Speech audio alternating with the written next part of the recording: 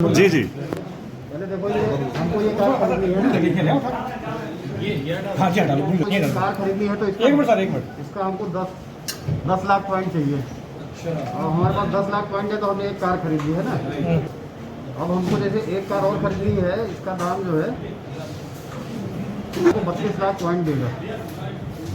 तो ये 32 लाख जो है तो हम 490 पर अब मान लीजिए कि हमको दो है।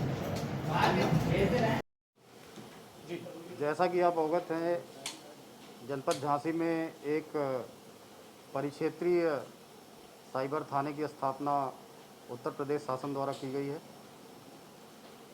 इसके अंतर्गत एक महिला उप निरीक्षक तथा महिला आरक्षी की भी नियुक्ति की गई है। जनपद स्तर पर भी एक जनपदीय साइबर सेल स्थापित है जो क्राइम ब्रांच ऑफिस में स्थापित है। इसमें हर प्रकार की शिकायतें ली जाती हैं। श्रीमान पुलिस उप महानिरीक्षक झांसी परिक्षेत्र झांसी जो रेंज साइबर थाने के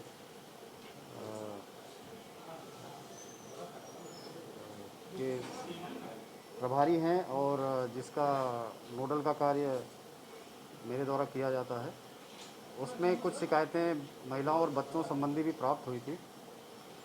कुछ प्रकरण ऑनलाइन गेमिंग के संबंध में आए थे जिसमें बच्चों द्वारा ऑनलाइन एम्यूनिशन जो गेम में प्रयोग होता है उसको ख़रीदा गया था।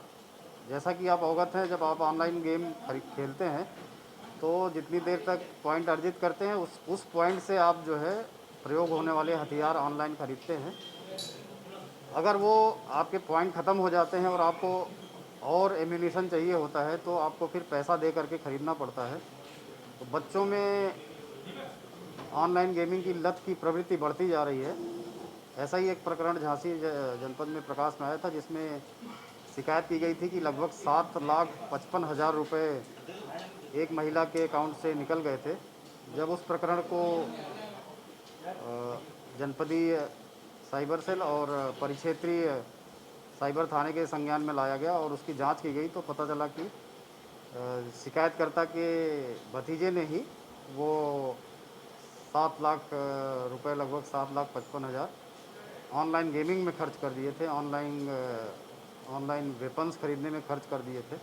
ये एक बहुत बड़ी रकम थी जो बच्चों में एडिक्शन को प्रमाणित करती है और ये आवश्यक है कि बच्चों पे नज़र रखी जाए, वो कौन सा गेम कितनी देर खेल रहे हैं और कैसे वो स्क्रीन टाइम का उपयोग कर रहे हैं, इस पे ध्यान रखा जाए।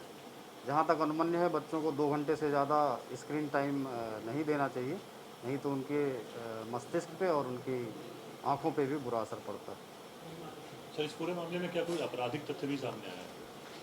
क्योंकि जो शिकायत की गई थी वो इस उद्देश्य से की गई थी कि उस महिला के अकाउंट से पैसा किसी अन्य व्यक्ति ने निकाल लिया है, परंतु जांचोपरांत पाया गया कि क्योंकि उसमें कोई बाहर का व्यक्ति नहीं था, कोई आपराधिक नीयत नहीं थी, इसलिए कोई अपराध होना नहीं पाया गया है और कोई शिकायत भी नहीं दर्ज की गई है।